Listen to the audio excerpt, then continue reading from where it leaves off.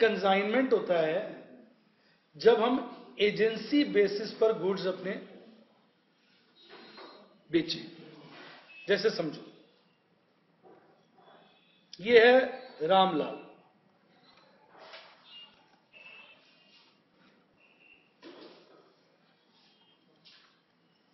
ये है श्यामलाल,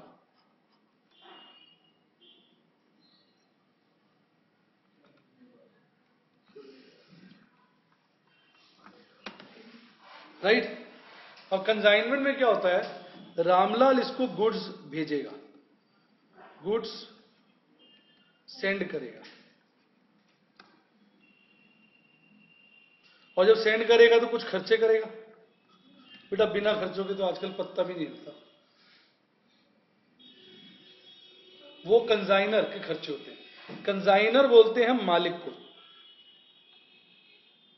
इसको बोलते हैं मालिक को, जो ओनर होता है। और कंसाइनी बोलते हैं हम एजेंट को, जिसका वो माल बेचता है, जो मतलब जिसका जो माल बेचता है, समझे। कंसाइनर है जो मालिक है, कंसाइनी है जो एजेंट है। कंसाइनर शर्ट्स भेज रहा है कंसाइनी को, कंसाइनी शर्ट्स बेचेगा और अपनी कमीशन ले लेगा। समझ आ गया।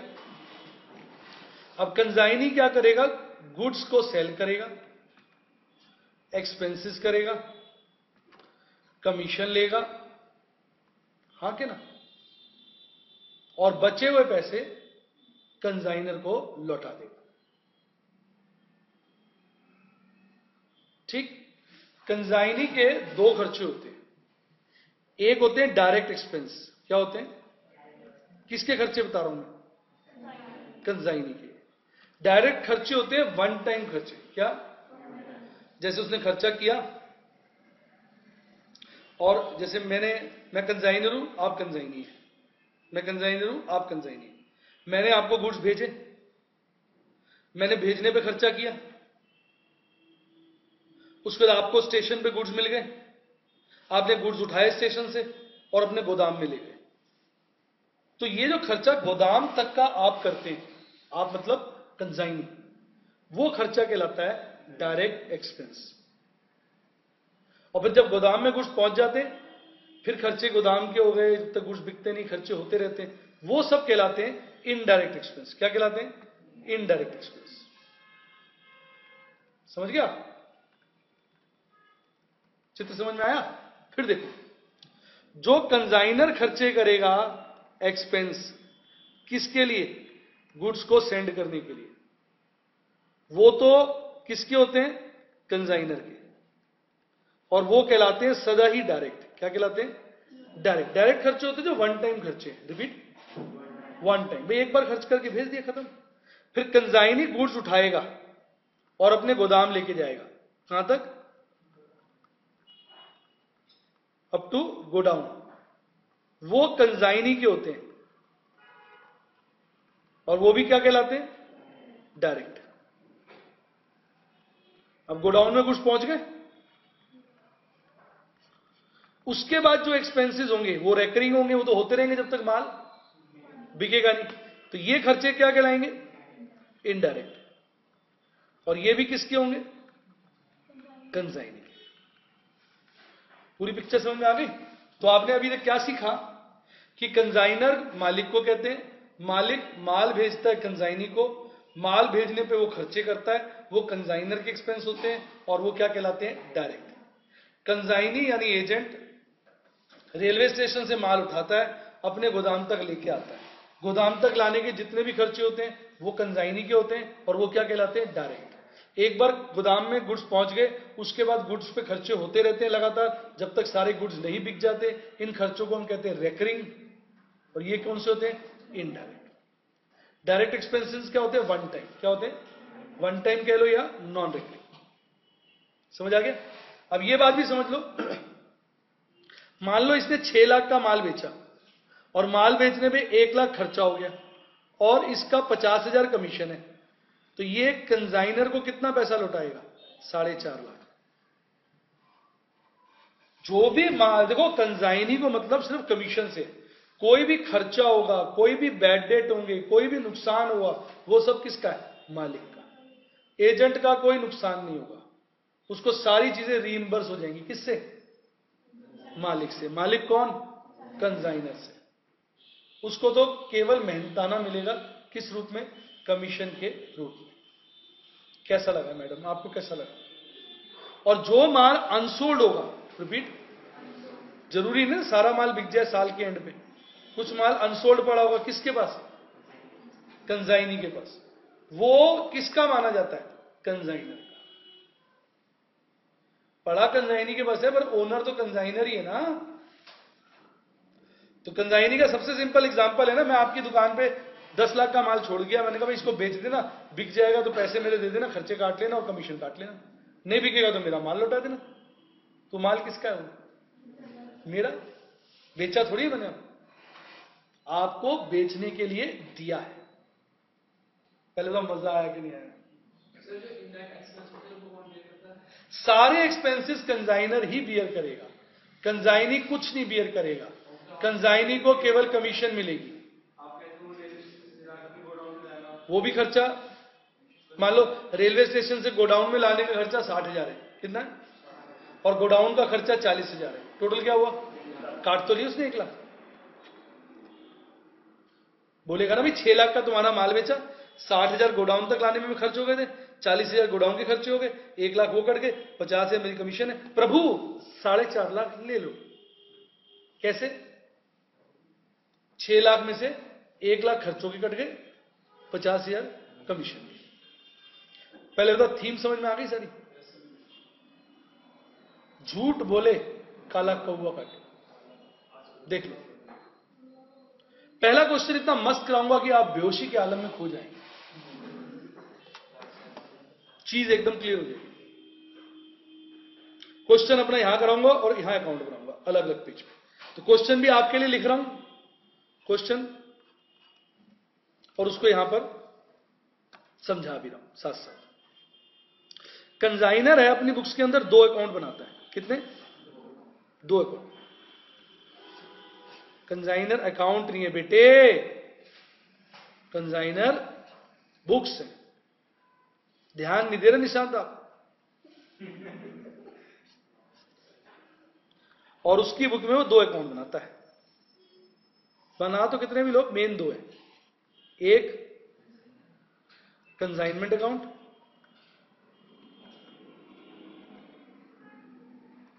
एक कंजाइनी अकाउंट।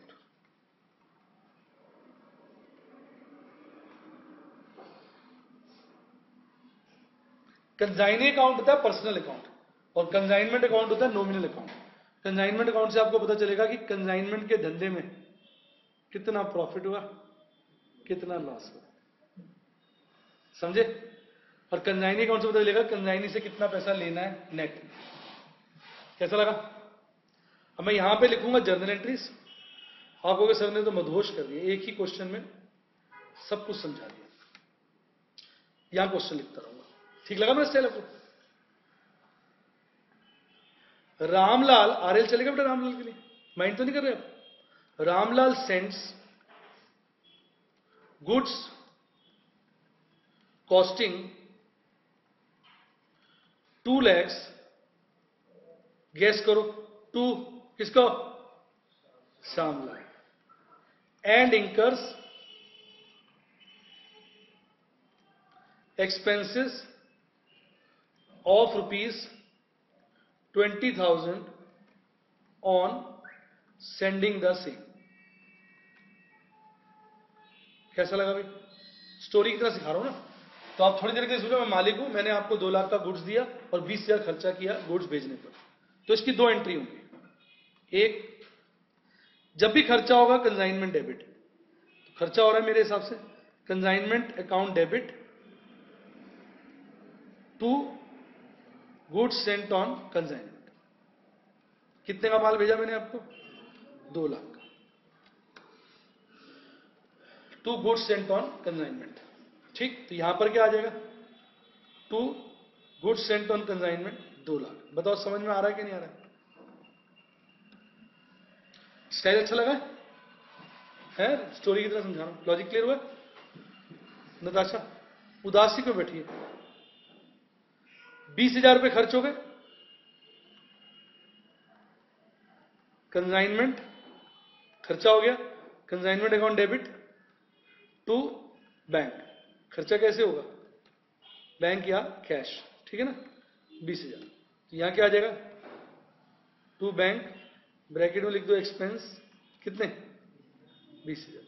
पूरा क्लियर हुआ या थोड़ा समझ आ रही है एंट्री है सारी?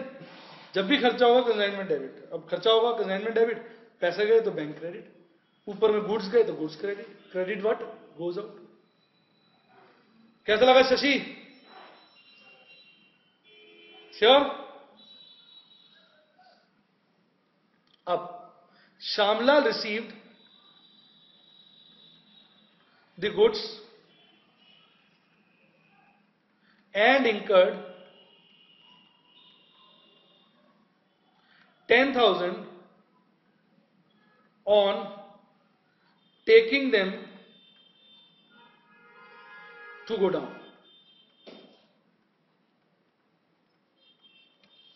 समझे? श्यामलाल ने माल रिसीव किया और 10,000 रुपए खर्च हो गए माल को गोदाम ले जाने में। रेलवे स्टेशन पे आया होगा ना? कैसा लग रहा है? अब फिर खर्चा हुआ, खर्चा होगा तो कंसाइनमेंट क्या होगा? डेबिट। कितना?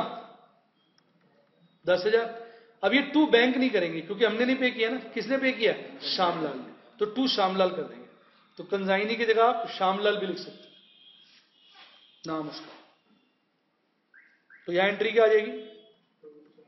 टू श्यामलाल, ब्रैकेट में एक्सपेंस कितना? 10,000। कैसा लगा भाई? हा, कैसा लगा? सही बताओ, क्लियर? अब Shyamlal sold 3/4 of the stock at cost plus 100%। 2 lakh का 3/4 क्या होता है मैडम? 1 लाख या 50,000? 1.5 लाख। क्या होता है? 1.5 लाख। 1.5 लाख के माल को 100% प्रॉफिट पे बेचा है, यानी कितने का बेचा? 3 लाख का। तुम ऐसे घबराए से क्यों बैठे रहते हो? मैं कहता हूं बेटा ये पंखा है, बताओ ये क्या है? ऐसे डरे से क्यों बैठे होते? सिंपल सी बात लिखी नहीं है? 3/4 माल, 2 लाख का 3/4 क्या होता है? 1.5 लाख। कितने में बेचा? Cost plus 100%। 1.5 लाख जमा 1.5 लाख का 100%, अर्थात 3 लाख का। कोई डाउट? अब भैया स्टाइल मेरा अच्छा लग रहा है, इससे क्या आपको क्वेश्चन की ना पिक्चर वाइज पता चल रहा है साथ साथ। ये बड़ा जबरदस्त स्टाइल होता है समझाने का, इससे एकदम लगता है कि धीरे धीरे समझ आ रहा है। अब मैंने कहा जब भी खर्चा होगा कंसाइनमेंट डेबिट, तो कॉमन सेंस से जब भी इनकम होगी कंसाइनमेंट क्रेडिट। अब इनकम हो गई, सेल तो इनकम होती है ना, तो टू कंसाइनमेंट कर दोगे। अगर हमने माल बेचा होता तो बैंक डेबिट कर देते, पर हमने थोड़ी बेचा है। किसने बेचा है? एजेंट ने। तो दिमाग लगाओ, किसको डेबिट करेंगे? श्यामलाल। कितना? 3 लाख। तो ये यहां आ जाएगा बाय श्यामलाल, ब्रैकेट में सेल्स 3 लाख, और ये 3 लाख श्यामलाल अकाउंट में भी आ जाएगा। क्या? टू कंसाइनमेंट, ब्रैकेट में सेल्स 3 लाख, खर्चे भी आ जाएंगे बाय कंसाइनमेंट, ब्रैकेट में डायरेक्ट एक्सपेंस। ये डायरेक्ट है ना, कौन से वाले? 10,000 वाले। क्यों? ये गोदाम से पहले तक के खर्चे। बच्चे सोच रहे होंगे सर ये डायरेक्ट इनडायरेक्ट क्यों बता रहे हैं? अभी बताएंगे थोड़ी देर में, हौले हौले। यहां तक क्लियर? अब देखो कंसाइनी अकाउंट से पता चल रहा है ना कि कंसाइनी से हमने 3 लाख रुपए लेना है, उसने माल बेचा, 10,000 देने खर्चे के, खर्चे हुए, तो कुल उससे कितना लेना है? 290 अभी तक के हिसाब से। कुल कितना लेना है? 290। क्लियर हुआ? 2 मिनट इसको कॉपी करिए, दिमाग लगाइए, आगे बढ़ते हैं।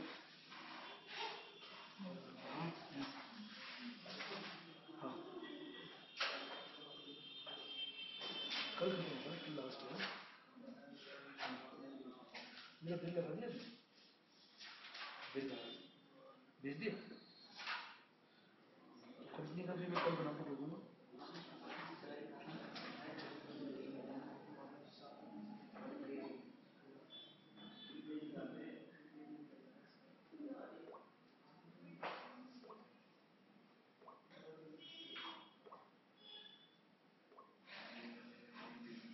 कैसा लगा बेटा?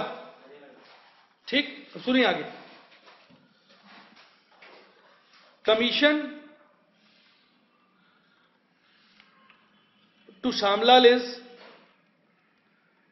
10% ऑफ सेल्स। यानी कमीशन कितनी बनती है श्यामलाल की? 30,000। 3 लाख का 10% 30,000। खर्चा हुआ या इनकम? खर्चा, हमारा तो खर्चा है।